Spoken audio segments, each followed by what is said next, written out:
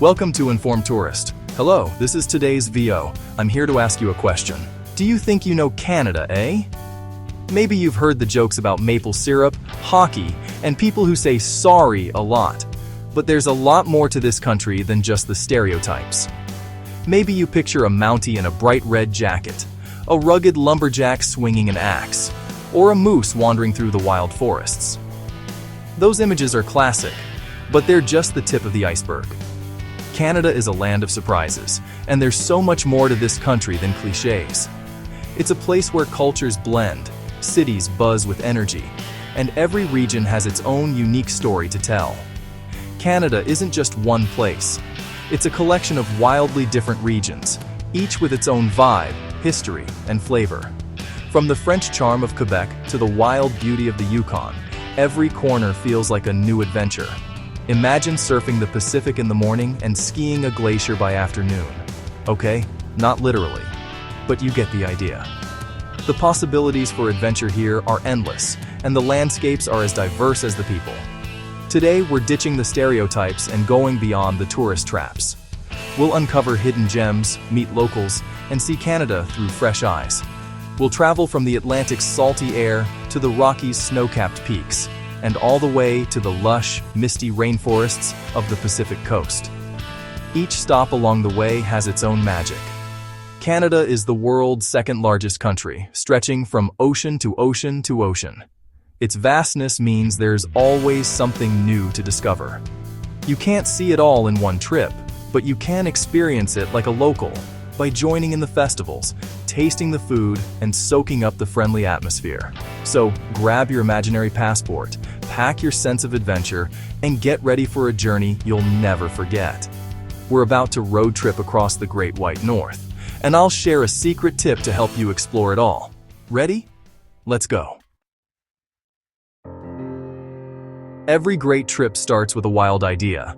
Mine? Drive across Canada, from Newfoundland to British Columbia. I pictured a seamless montage: icebergs, cobblestone streets, Niagara Falls, and endless prairies. My itinerary was pure optimism: 8,000 kilometers, a rental car, and a killer playlist. Atlantic Canada was my first stop: warm people, fresh seafood, and lighthouses at every turn. I was living the dream, collecting stories and a few too many handmade quilts. But as any traveler knows, the best-laid plans are just the start.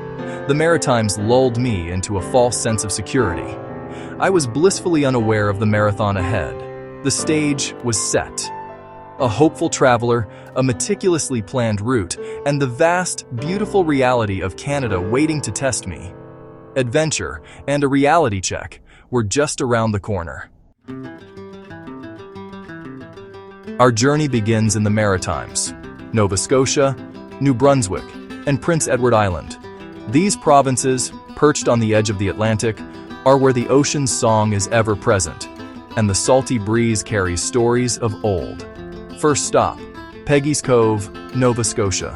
Yes, it's touristy, but the lighthouse perched on ancient granite boulders is unforgettable. The waves crash against the rocks, and the air is filled with the cries of gulls.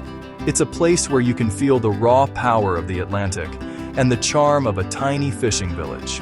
Next, the Cabot Trail on Cape Breton Island, one of the world's most scenic drives, winding along dramatic ocean cliffs and through lush highlands. Every turn reveals a new vista, perfect for photographers and dreamers alike. Alexander Graham Bell called this place heaven on earth. After driving it, I agree. The sunsets here paint the sky in colors you never imagined, and the air feels fresher, somehow more alive. On to Prince Edward Island, a landscape of rolling green fields, iconic red beaches, and the literary magic of Anne of Green Gables. The island's gentle hills and patchwork farms invite you to slow down and breathe. Beyond Anne, PEI offers incredible beaches, scenic cycling trails, and the best mussels you'll ever taste, fresh from the sea, served with a view of the waves. The island's pace is relaxed, and every meal feels like a celebration. In New Brunswick, I witnessed the world's highest tides at the Bay of Fundy. Twice a day, the ocean transforms the landscape, revealing sea-carved cliffs and hidden coves. At Hopewell Rocks, you can walk the ocean floor at low tide, then kayak the same spot hours later when the water returns. It's a natural wonder that reminds you of the ocean's incredible force and mystery. The Maritimes welcome you with open arms, feed you well, and leave you in awe of the sea's power. The warmth of the people here is as memorable as the landscapes. Hospitality is a way of life. It's the perfect introduction to Canada, a place where land, sea, and culture meet in harmony, and every moment feels like a postcard. And it's just the beginning. The Maritimes set the tone for adventure, wonder, and the promise of more unforgettable stories ahead. Leaving the Maritimes, I entered Quebec, and it felt like crossing an ocean. Quebec City, the only walled city north of Mexico, is pure fairy tale cobblestone streets, stone buildings, and the Chateau Frontenac. Wandering Quartier Petit Champlain, practicing my rusty French and soaking in the St. Lawrence River views. This city is magic. A tip: wear comfy shoes. Those cobblestones are brutal.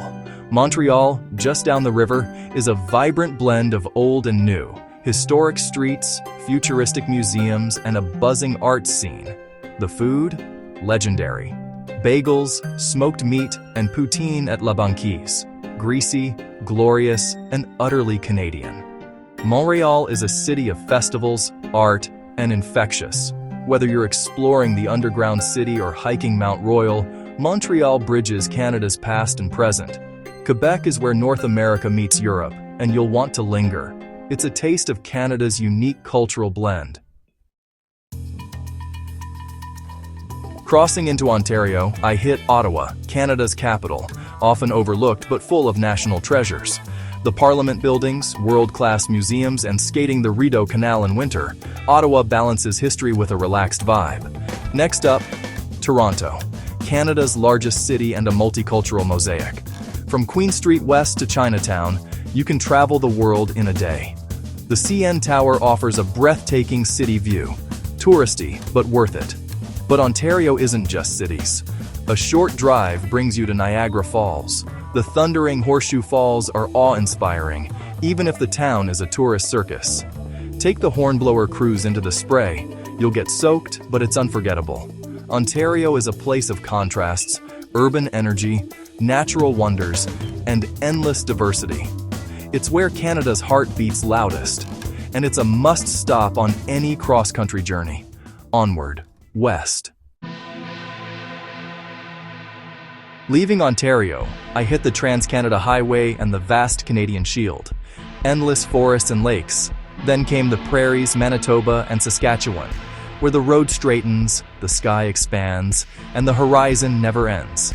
Hours of wheat fields and grain elevators tested my resolve. My playlist looped, and the excitement faded into fatigue. This was the Prairie Wall, the moment every cross-country traveler faces. The tyranny of distance became real. Days blurred into kilometers. I started to question my plan. Was I just watching Canada pass by through a windshield? The risk of a cross-country trip is missing the soul of the places you visit. My checklist approach wasn't working. Somewhere in Saskatchewan, I realized I needed to slow down and connect with each place. Canada is too big to rush. The turning point: less driving, more experiencing. The adventure was about to get real. After endless flatlands, the Rockies appeared. First a jagged line, then towering peaks. The transformation was dramatic, as if the Earth itself had suddenly decided to reach for the sky. The anticipation built with every mile, and the air seemed to change, growing crisper and cooler as the mountains drew closer. Crossing into Alberta, the fatigue vanished, replaced by awe. The landscape felt alive, and every sense was heightened by the sheer scale of what lay ahead.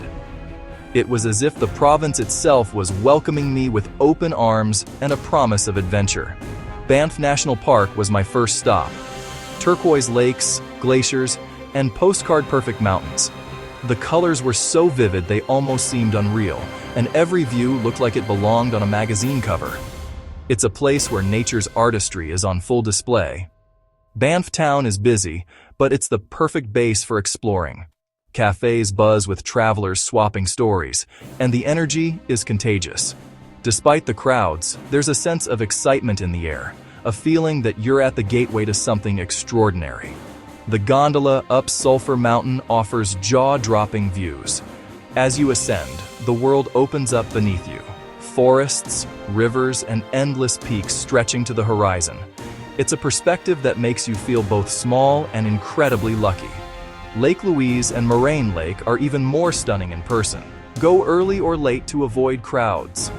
The stillness at dawn or dusk is magical, with the water reflecting the mountains like a perfect mirror. These moments of quiet beauty are worth every early wake-up call. Moraine Lake, set in the Valley of the Ten Peaks, is almost spiritual in its beauty. The blue of the water is so intense it hardly seems real, and the silence is profound. Standing there, you can't help but feel a deep sense of gratitude for places like this. The Icefields Parkway, connecting Banff to Jasper, is a destination in itself. Glaciers, waterfalls, and wildlife at every turn. Every bend in the road reveals a new wonder, from thundering cascades to herds of elk grazing in wildflower meadows. It's a drive that demands you stop often, just to take it all in. Walking on the Athabasca Glacier is a humbling experience. The ice beneath your feet is thousands of years old, and the scale of the glacier is awe-inspiring. It's a reminder of nature's power and the passage of time. Jasper National Park is wilder and less crowded than Banff. Here, solitude comes easy, and the wilderness feels untouched. It's a place to slow down, breathe deeply, and reconnect with the natural world. The Rockies weren't just a destination. They were the rejuvenation my journey needed. Surrounded by such grandeur, worries faded, replaced by a sense of wonder and renewal. This is why we protect wild places. These landscapes are treasures, not just for us, but for generations to come. Their beauty and wildness are irreplaceable. Alberta's mountains are Canada at its most epic, untamed, breathtaking, and unforgettable.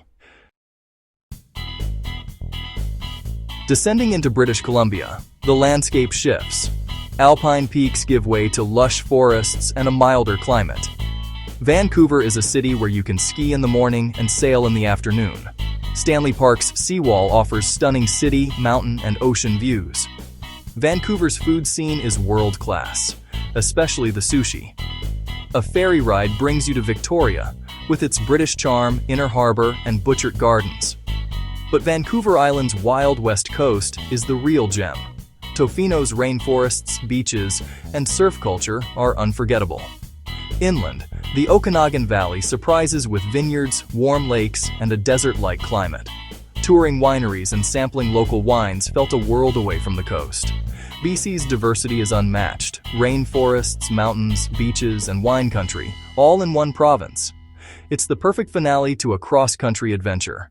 Canada's West is a world unto itself. Canada's national parks are incredible, but the entry fees add up fast. Here's the secret: the Parks Canada Discovery Pass. One annual pass gets you unlimited access to over 80 parks and historic sites for a year. Hang it from your mirror and skip the daily fees. If you're visiting more than a couple of parks, it pays for itself in days. The pass lets you slow down. Pop in for a sunset, a short hike, or a spontaneous detour. It transforms your trip from a frantic checklist to a relaxed, immersive adventure. The Discovery Pass is the best investment for a Canadian road trip. It's not just about saving money, it's about unlocking a deeper connection to Canada's wild places. With the pass, you're free to explore, discover, and linger. It turned my journey into a true adventure. From Atlantic shores to Pacific rainforests, we've crossed a country of staggering beauty and diversity. My trip taught me, you can't see all of Canada at once. Experience it one region at a time. The real Canada is in the quiet moments. Tides at Fundy, French in Montreal, prairie stars and mountain lakes. Don't rush. Pick a region, dive deep, and talk to the locals. Get the Discovery Pass. It's your key to the best of Canada. Canada stays with you long after you leave. It's a place that invites you back again and again. The adventure is waiting. Which part of Canada will you explore first? Thank you for watching Informed Tourist.